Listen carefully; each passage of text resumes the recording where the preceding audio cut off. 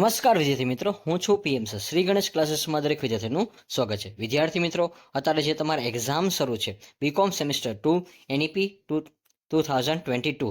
હવે સૌરાષ્ટ્ર યુનિવર્સિટીના જે વિદ્યાર્થી હોય છે, જ્યારે એની એક્ઝામ હોય છે ત્યારે તેના આગલા દિવસે આપણે મોસ્ટ ઇમ્પોર્ટન્ટ જે ક્વેશ્ચન હોય છે એ વિદ્યાર્થીઓને યુઝફુલ થાય છે અને તેને ભરોસો હોય છે કે શ્રી ગણેશ ક્લાસીસ ચેનલમાંથી જે આઈએમપી મળે છે તે ડેફિનેટલી અમને એક્ઝામમાં પૂછાય છે. તો વિદ્યાર્થી મિત્રો, હવે આપણે આ એવા ક્વેશ્ચન છે કે દર વર્ષે વિદ્યાર્થીઓને આપીએ છીએ, વિદ્યાર્થીઓનો ભરોસો હોય છે અને હા, જે એકચ્યુઅલીમાં આ ક્વેશ્ચન કરીને જાય છે એને ઘણો બધો લાસ્ટ ટાઈમમાં બેનિફિટ મળે છે.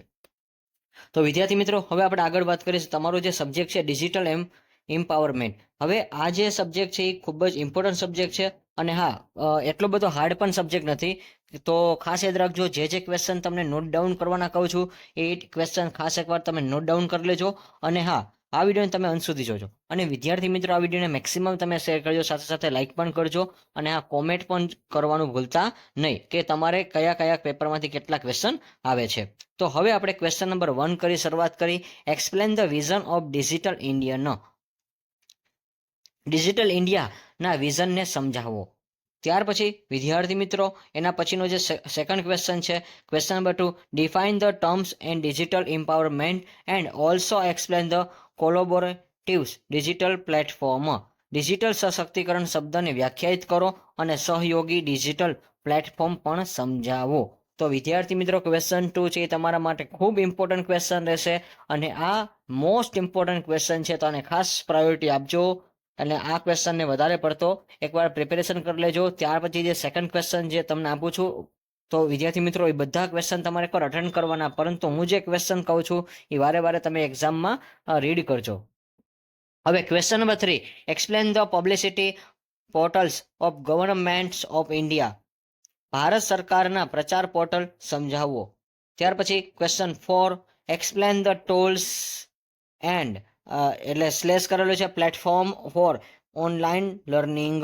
તો ઓનલાઈન શિક્ષણ માટેના સાધનો અને પ્લેટફોર્મ સમજાવો. તો વિદ્યાર્થી મિત્રો, આ ક્વેશ્ચન તમારા આવતીકાલના પેપરમાં આવશે, કારણ કે અત્યારે આ વિડીયો જોઈ રહ્યા છો, તો આ જે ક્વેશ્ચન તમને હું સમજાવું છું કે આ ક્વેશ્ચન તમારે પૂછાશે એ ઓનલાઈન થશે અને આ ઓનલાઈન પ્લેટફોર્મ જ કહેવાશે. Next question 5, explain the securities initiative the government. સરકાર દ્વારા કરવામાં આવતી સુરક્ષા પહેલ સમજાવો. ત્યાર પછી question number 6, publicity utility portals of government of India such as RTI in details. Bharat સરકારના જાહેર ઉપયોગીના પોર્ટલ જેમ કે આરટીઆઈ વિગતવાર સમજાવો. તો આ ક્વેશ્ચન પણ તમારા માટે વિદ્યાર્થી મિત્રો મોસ્ટ ઇમ્પોર્ટન્ટ ક્વેશ્ચન રહેશે અને તમારી એક્ઝામમાં ડેફિનેટલી આ પણ ક્વેશ્ચન તમને જોવા મળી શકે છે. તો આરટીઆઈનું પૂરું નામ વિદ્યાર્થી મિત્રો કોમેન્ટમાં જણાવજો. જે વિદ્યાર્થીઓને ખબર હોય છે તે ખાસ કરીને આરટીઆઈનું જે ફૂલ ફોર્મ નામ છે વિદ્યાર્થી મિત્રો એ ખાસ જણાવજો. અને આરટીઆઈ એક્ટ છે ક્યારે લાગુ પડ્યો છે એ પણ તમે ખાસ કોમેન્ટમાં જરૂર લખજો વિદ્યાર્થી મિત્રો, એટલે જેથી કરીને મને ખબર પડે કે વિદ્યાર્થીઓને કેટલું આવડે છે. તો આરટીઆઈ એક્ટ પણ તમને પૂછી શકે છે, અથવા તો આરટીઆઈ એક્ટ ક્યારે લાગુ પડ્યો છે અને આરટીઆઈનું ફૂલ ફોર્મ નામ વિદ્યાર્થી મિત્રો ભૂલતા નહીં આ કોમેન્ટ કરવાનું. ત્યાર પછી question number 7, explain the online securities and privacy. Online સુરક્ષા અને ગોપનીયતા સમજાવો. તો અત્યારે વિદ્યાર્થી મિત્રો, કોઈ પણ વસ્તુ ઓનલાઈન પ્રોડક્ટ તમે લેવેચ કરો છો અથવા તમે માની લો બાયર કરો છો કાં તો તમે સેલ્સ કરો છો, તો આ બધી વસ્તુ તમે અત્યારે આનાથી તમે ઇન્ફોર્મેશન તમને બધી મળી જ ગયેલી છે, કારણ કે ઓનલાઈન આપણે ઘણી બધી વસ્તુ છે એ ખરીદતા હોય છે અને આમાંથી કેટલાય વિદ્યાર્થી હોય છે ઓનલાઈન વસ્તુ વેચતા પણ હોય છે. તો એને બધી પ્રાઇવેસી ખબર જ હોય છે કે કઈ વસ્તુને આપણે સુરક્ષા રાખવી. ત્યાર પછી ક્વેશ્ચન 8, એક્સપ્લેન ધ નેટિવેશન ઇન ડિટેલ્સ. નેટિવેશનને વિગતવાર સમજાવો. તો વિદ્યાર્થી મિત્રો, આ જે ક્વેશ્ચન છે એ તમને શોર્ટ ક્વેશ્ચનમાં પૂછાઈ શકે છે. નેટિવેશન, તો નેટિવેશન વિશે જેને ખબર હોય છે વિદ્યાર્થી મિત્રો ખાસ કોમેન્ટમાં લખજો. અને આ ક્વેશ્ચન તમારા માટે થોડોક એવો નહીં પરંતુ 100% ઇમ્પોર્ટન્ટ રહેશે, કારણ કે નેટિવેશનનો મિનિંગ જ ઘણા બધા વિદ્યાર્થીઓને ખબર નથી હોતી એટલા માટે. ત્યાર પછી question number 9, explain the threats in digital world. Digital વિશ્વમાં જોખમ સમજાવો. તો વિદ્યાર્થી મિત્રો, અત્યારે ઘણી બધી વસ્તુ ડિજિટલ થઈ રહી છે, પરંતુ ડિજિટલ એક પ્રકારના આપણા જોખમ પણ છે, થ્રેટ્સ પણ છે. તો વિદ્યાર્થી મિત્રો, આ પણ તમારે ખાસ એકવાર ક્વેશ્ચન છે એ જોવો અને આને લગતું જ લખવાનું કરવાનું છે. તમે તમારી લેંગ્વેજમાં લખી શકશો, પરંતુ એટલું બધું બહારનું ન લખવું જેથી કરીને આપણને માર્ક ન આપે. ત્યાર પછી question number 10, explain the electronics communications email and social media. Electronic communication સમજાવો, ઈમેલ અને સોશિયલ મીડિયા. તો વિદ્યાર્થી મિત્રો, અત્યારે સોશિયલ મીડિયા એ મોસ્ટ ઇમ્પોર્ટન્ટ ટોપિક રહેશે, પણ ઈમેલ પણ રહેશે, કારણ કે ઈમેલ અત્યારે વધારે પડતો ઉપયોગ કરવામાં આવે છે. અને ખાસ કરીને તમે અત્યારે તમારા જો પેપર આવે છે એ બધા ઈમેલ મારફતે જ આવે છે, કારણ કે હવે બધી કોલેજ પોતપોતાના પેપર છે એ કાઢી શકે છે, પ્રિન્ટ કરીને કોલેજ દ્વારા એ જ દેવાના હોય છે. એટલા માટે પહેલાં સૌરાષ્ટ્ર યુનિવર્સિટી ડિપાર્ટમેન્ટ આપતા હતા અને એની ઝેરોક્સ થઈને બધી કોલેજમાં પ્રોવાઈડ કરતા હતા. પરંતુ અત્યારે તમે જુઓ તો તમારી જ કોલેજમાં મેલ આવી જાય છે. ઈમેલ ઉપરથી તમારા જે કોઈ પ્રોફેસર હોય છે કે પ્રિન્સિપલ હોય છે એ લોકો પ્રિન્ટ કાઢી શકે છે. અને ઘણા બધા વિદ્યાર્થીઓને પ્રિન્ટ આવે છે, તો ઘણા લોકોને દેખાવાના પણ પ્રશ્ન રહે છે, કારણ કે માઇક્રો કોપીમાં પણ પ્રિન્ટ કાઢતા હોય છે. એટલા માટે ઘણી બધી કોલેજોમાં વિદ્યાર્થીઓને એ રીતે પેપર આપવામાં આવે છે, અથવા તો એક પેપરને A4 સાઇઝને ડબલ કરી આપવામાં આવે છે, કારણ કે આ પેપર શોર્ટ હોય છે એટલા માટે.